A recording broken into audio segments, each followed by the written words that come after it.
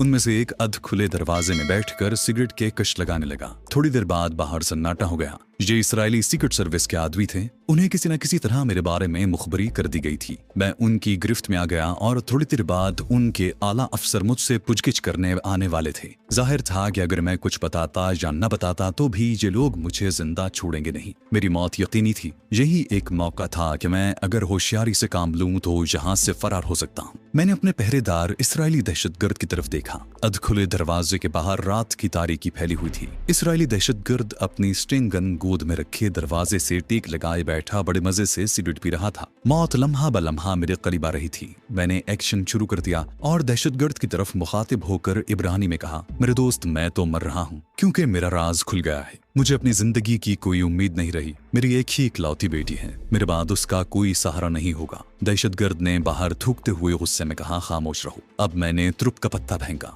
मैंने मिन्नत करते हुए कहा, मेरे भाई, अगर तुम मेरे मरने के बाद मेरे 2 लाख अमरीकी डॉलर में से 1 लाख डॉलर किसी तरह मेरी बेटी को पहुंचा दो तो मैं बाकी 1 लाख डॉलर खुशी से तुम्हें दे दूंगा। अमरीकी डॉलरों का नाम सुनकर दहशतगर्द ने घूम कर मेरी तरफ देखा और देखता ही रह गया। मैंने फौरन ही कहा, हाँ मेरे भाई, यकीन करो, मैं गलत बयानी नहीं कर रहा। मेरे मरने के बाद जब तुम खुद मेरी बताई हुई खुफिया जगह पर जाकर ब्रीफकेस को जमीन से खोद कर निकालोगे तो तुम्हें उसमें रखे हुए ये 2 लाख डॉलर 100 डॉलर के अमरीकी नोटों की शक्ल में मिलेंगे। मैं तो मर चुका हूँगा। मैं तुमसे झूठ बोल कर क्या करूंगा। उसने सिगरेट बाहर फेंका और स्टेन गन हाथ में लिए मेरे पास आकर खड़ा हो गया। मैंने उसी आजिजाना लहजे में उसकी मिन्नत की कि तुम्हें तौरात की कसम, मुझसे वादा करो कि 2 लाख डॉलर में से 1 लाख मेरी बेटी को पहुंचा दोगे। फिर मैं अदाकारी करते हुए आंखों में आंसू भर लाया और अपनी फर्जी बेटी को याद करके 2-3 सिसकियां भरी। दहशतगर्द ने मुझे गाली देकर कहा, ये बकवास बंद करो, बताओ डॉलर तुमने किस जगह रखे हैं। मैंने कहा, वादा करते हो कि मेरी बेटी को 1 लाख डॉलर जरूर दोगे। जवाब देने की बजाय वो लंबे लंबे डग भरता दरवाजे तक गया,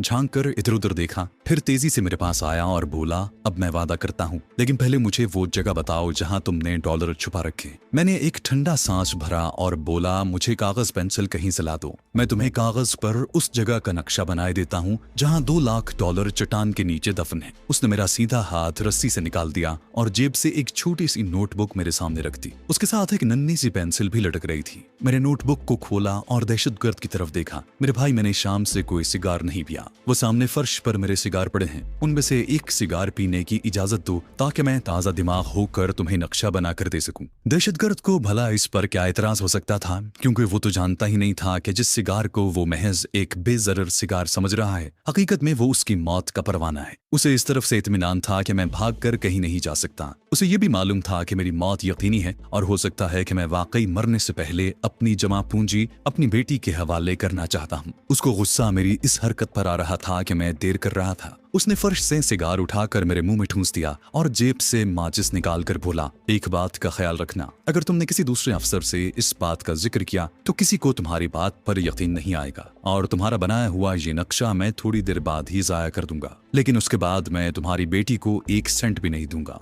बल्कि तुम्हारी बेटी को अगवा करके बुर्दा फरोशों के हाथ बेच दूंगा। सिगार मेरे मुंह में था। उस दहशतगर्द की मौत का सिग्नल डाउन हो चुका था। मैंने बस इतना ही कहा कि मैं किसी दूसरे से इसका जिक्र करके अपनी बेटी की जिंदगी तबाह नहीं कर सकता। दहशतगर्द ने माचिस जलाकर मेरा सिगार सुलगा दिया। वो मुझसे 1 कदम के फासले पर खड़ा था। वो मेरे सिगार की जहरीली फुआर की बराह रास्त जद में नहीं था। मैंने जल्दी जल्दी सिगार के 3 कश लिए। चौथे कश के बाद सिगार के अंदर कैप्सूल में भरा हुआ जहर हरकत में आने लगा। मैंने दहशतगर्द से कहा, मेरे करीब आ जाओ ताकि मैं नक्शा बनाते हुए तुम्हें समझाता भी जाऊं। डॉलरों की लालच ने उसकी आंखों पर पट्टी बांध दी थी। मेरी तरफ से उसे वैसे भी इत्मीनान था, क्योंकि मैं एक तो सिवाय एक बाजू के सहारे के सारा रस्सियों से बंधा हुआ था। दूसरे ने हत्ता भी था और तीसरे स्टेन गन उसके पास मौजूद थी। वो मेरे करीब हो गया। अब उसकी पोजीशन ये थी कि वो पंजों के बल मेरी कुर्सी के पहलू में बैठा हुआ था और उसका चेहरा नोटबुक पर था जो मैंने अपने घुटने पर रखी हुई थी। उसने झल्ला कर कहा, ये सिगार अब मुझे पकड़ाओ और नक्शा बनाओ। मैं भला सिगार उसे दे सकता था।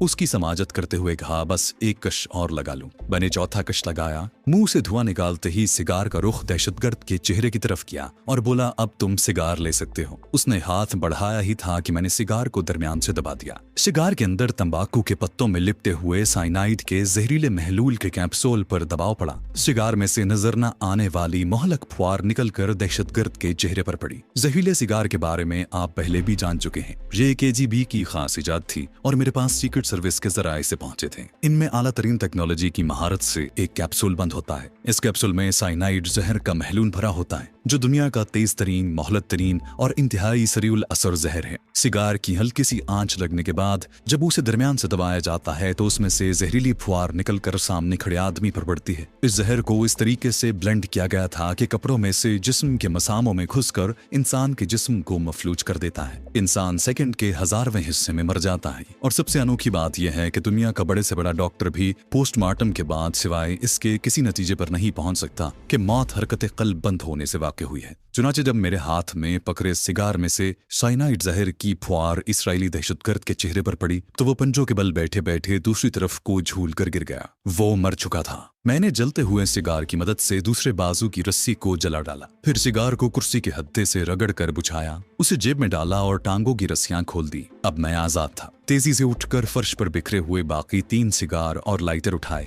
कारोबारी कागजात की फाइल को दूसरे कपड़ों के साथ रखकर लाइटर से आग लगाई और दहशतगर्द की जेब की तलाशी ली। बटवे में 50 इसराइली डॉलर थे। मैंने उन्हें अपनी जेब में रख लिया। मेरी फाइल के कागजात और कपड़े वगैरह जलने लगे थे। मैं इस पोजीशन में नहीं था कि दहशतगर्द की स्टेन गन अपने साथ ले जाता। मैं छलांग लगाकर उस बोसीदा गिराज नुमा मकान से बाहर निकला और दरख्तों के अंधेरे में इस तरफ दौड़ने लगा जिधर से ये लोग मुझे अगवा करके लाए थे। दरख्तों में अंधेरा था। मैं ढलान के गढ़ों को फलांगता आन की आन में उस सड़क पर पहुंच गया जहां स्याह गाड़ी के पास मेरे ड्राइवर की लाश वैसी की वैसी पड़ी थी। मैंने वापस हाईवे की तरफ दौड़ना शुरू कर दिया। एक अजीब किस्म की बेबसी और अजनबियत का एहसास हो रहा था। भागा भी जा रहा था और सोच भी रहा था कि मैं कहाँ जा रहा हूँ। ये शहर न सिर्फ ये कि मेरा दुश्मन था बल्कि मेरे लिए अजनबी भी था। सॉलमी के पास जाने का सवाल ही पैदा नहीं होता था। न जाने वो किस हालत में होगी। ऐन मुमकिन था कि इसराइली पुलिस उसे भी गिरफ्तार कर चुकी हो। यह भी मुमकिन था कि उसे दुकान के अंदर ही हलाक कर दिया गया हो। बहरहाल मैं वहां नहीं जा सकता था। उस शहर में मेरा कोई मददगार नहीं था, कोई दोस्त नहीं था। जंगल की उस वीरान सड़क से निकलकर हाईवे के करीब आया तो एक जगह छुप कर बैठ गया कि जरा दम ले लूं। अगरचे सादिया ने मुझे फोन न करने की हिदायत की थी, लेकिन ये इमरजेंसी थी।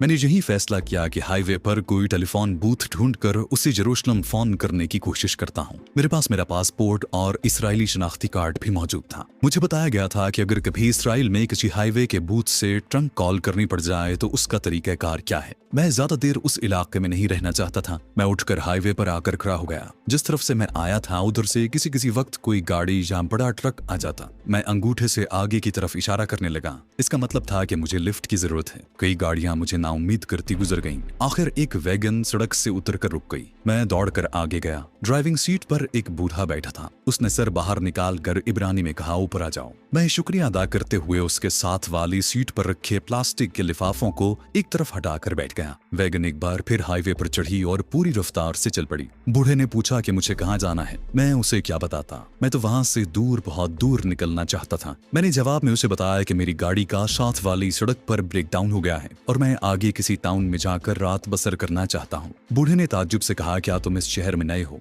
मैंने कहा, हाँ, मैं जेरूशलम में बिजनेस करता हूँ। उसने कोई जवाब न दिया। कुछ देर चुप रहने के बाद बोला, 30 किलोमीटर के बाद ब्रिज टाउन का कस्बा आता है। वहां तुम्हें किसी होटल में रात गुजारने को बिस्तर मिल जाएगा। फिर राजदारी से कहने लगा, होशियार रहना, ये होटल वाले मुसाफिरों को लूट लिया करते हैं। और खीखी करके खुद ही हंसने लगा। हाईवे बिल्कुल साफ थी। वैगन 80 मील की रफ्तार से भागी जा रही थी। करीबन आध घंटे के बाद मुझे दूर हाईवे की एक जानिब ब्रिज टाउन कस्बे की जलती हुई बत्तियां नजर आईं। बूढ़े ने ब्रिज टाउन के मोड़ पर वैगन रोक दी। मैंने शुक्रिया अदा किया और वैगन से उतर गया। अब हाईवे बूथ से सादिया को टेलीफोन करने का सवाल ही पैदा नहीं होता था। मैं उसे किसी होटल से ही फोन कर सकता था।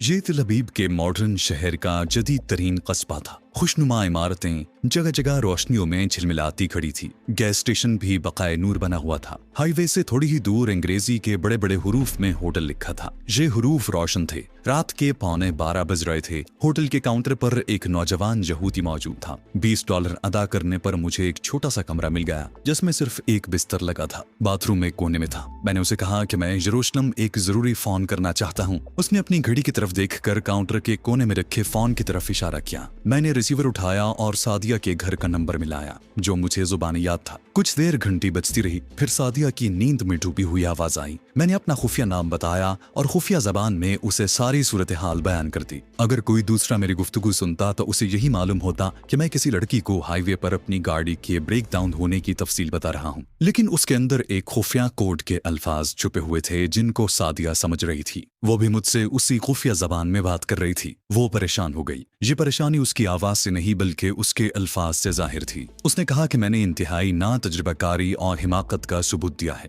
मुझे सॉलमी की दुकान पर दूसरी बार नहीं जाना चाहिए था। मैंने पूछा कि अब मुझे क्या करना होगा तो सादिया ने मुझे हिदायत की कि मैं तिल अबीब के सोलोमन स्ट्रीट में म्यूजिक म्यूजियम नामी दुकान पर जाकर उसके मालिक सोलोमन से मुलाकात करूं। उसने ये कहकर फोन बंद कर दिया कि मैं यरूशलेम में उसके फूड स्टोर का हरगिज रुख न करूं। सादिया ने एक जिम्मेदार सीक्रेट स्पाई होने का सबूत दिया था कि उसने मुझे यरूशलेम की तरफ जाने से भी रोका और मुझे मुतबादिल पनाहगाह भी बता दी। मगर मेरे लिए सबसे बड़ा मसला ये था कि इसराइली सीक्रेट सर्विस के अय्यार सिपाही मेरे पीछे लगे थे और आधी रात के वक्त मैं सोलोमन स्ट्रीट कहाँ तलाश करता फिरूं। होटल के काउंटर बॉय से भी मैं सोलोमन स्ट्रीट का पता नहीं पूछ सकता था। मैं अपने कमरे में आ गया जहां फोन के नीचे डायरेक्टरी रखी थी। मैं उसके वरक उलटने लगा। शुरू ही में मुझे शहर का एक रंगीन नक्शा मिल गया। ये नक्शा इस कदर पेचीदा था और उसमें इतनी गुंजान लकीरें खींची हुई थीं कि मैं उसमें सोलोमन स्ट्रीट की निशानदेही न कर सका। मैंने बत्ती गुल कर दी और खिड़की का पर्दा हटाकर बाहर देखा। होटल के सामने वाली बड़ी सड़क सुनसान थी। जहां से जो सड़क हाईवे से मिलती थी